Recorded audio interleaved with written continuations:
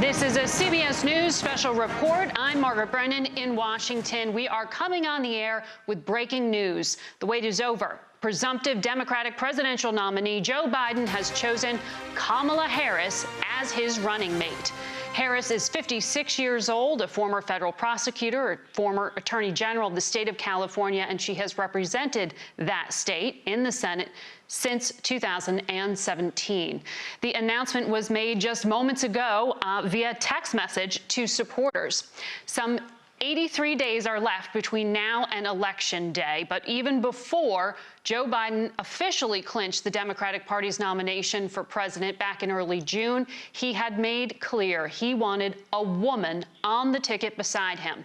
And in recent weeks, he's interviewed a number of possible candidates, including a number of women of color. The choice of a running mate is arguably one of the most important decisions that he has made to date. He turned 78 years old shortly after Election Day and would be the oldest person to become president if elected.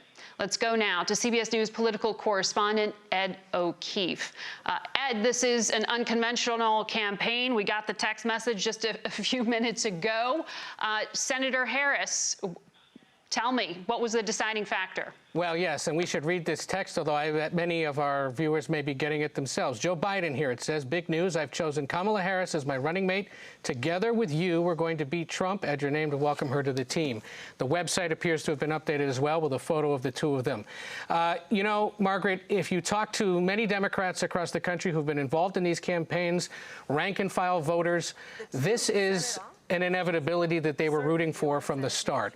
The combination of a former vice president who has universal name recognition now with a woman from the largest state, only the second African-American woman elected to the U.S. Senate, somebody who had been elected twice statewide in California. She is, of course, the former district attorney for San Francisco, the former attorney general of California, and told me in an interview last year that she hadn't thought about running for president until right after she was elected on election night 2016.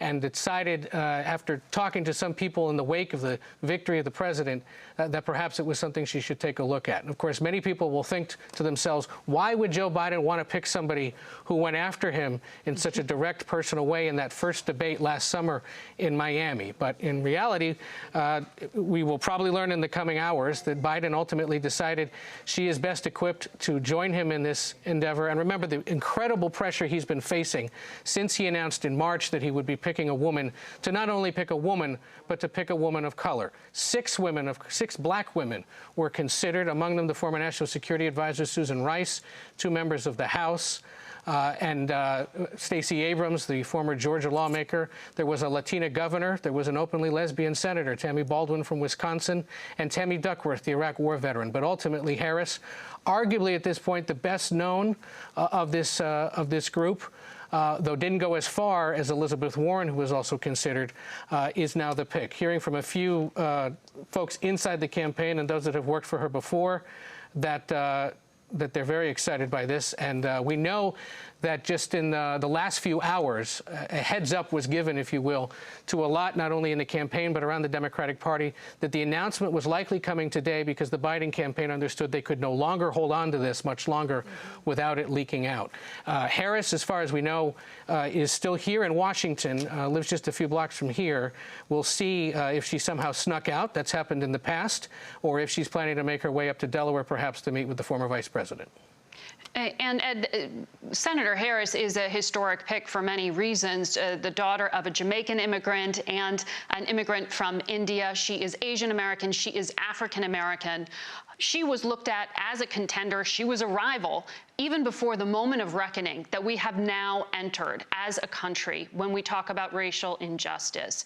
How much of a factor was that in her selection, and what will that mean in terms of mobilization for the vote itself? Well, there was a lot of concern that were a African-American woman not chosen, there was the potential that African-American voters, Latino voters, and younger voters perhaps that want to see such stark diversity and important diversity on the ticket would stay home. Remember, that was a real issue for Hillary Clinton 4 years ago, especially in big Midwestern states like Michigan and Wisconsin, to some extent in Pennsylvania. And so there's been an understanding ever since election night 2016 that a lot more had to be done to motivate and draw out minority voters, younger voters who want to see this kind of a bold move. And it is a bold move. She's been described by many as a safe pick compared to some of the others. But let's not lose sight of the history. We've never had a woman vice president. We've never had a black woman run on a major party ticket before.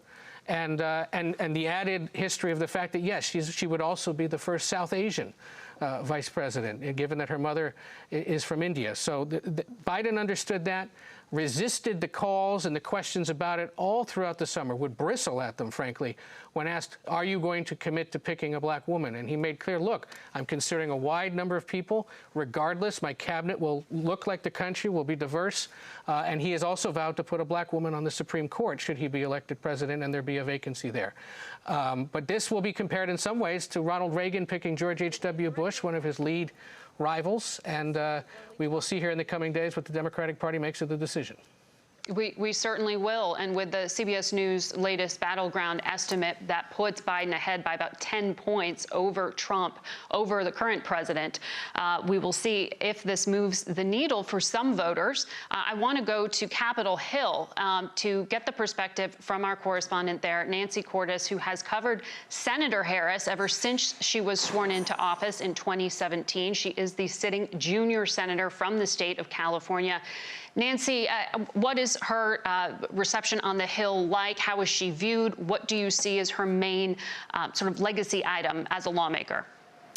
Well, she is viewed, Margaret, as a very formidable interrogator, a legacy from her role as California's Attorney General. As soon as she got here, she was placed on a quartet of very high-profile Senate committees, the Judiciary Committee, Homeland Security, Intelligence, Budget, a reflection of the fact that she was very adept at grilling major players in the Trump administration, and clearly from the very beginning also had higher ambitions. And so I spoke to a Senate aide a short time ago who described her this way. She's someone who can excite the base without upsetting moderates, and someone who combines a prosecutor's skill with the passion of an advocate. That gives you a sense of why she made the cut at the end of the day. And Senator Chris Coons, who, like former Vice President Joe Biden, is from Delaware. He's very close to Biden. Just told me a couple of minutes ago how excited he is about this pick. He says Senator Harris is a great friend and colleague whom I've gotten to see in action on the Judiciary Committee. She's smart, tough, warm, and engaging, and I've seen her take on leading Trump officials from Jeff Sessions to Bill Barr. She'll be a terrific partner. So that's some of the early reaction, Margaret. In fact, when she grilled Jeff Sessions a couple of years ago, he famously told her that she made him nervous. And certainly Democrats are hoping that she will make Vice President Mike Pence nervous when she goes up against him in their one and only debate.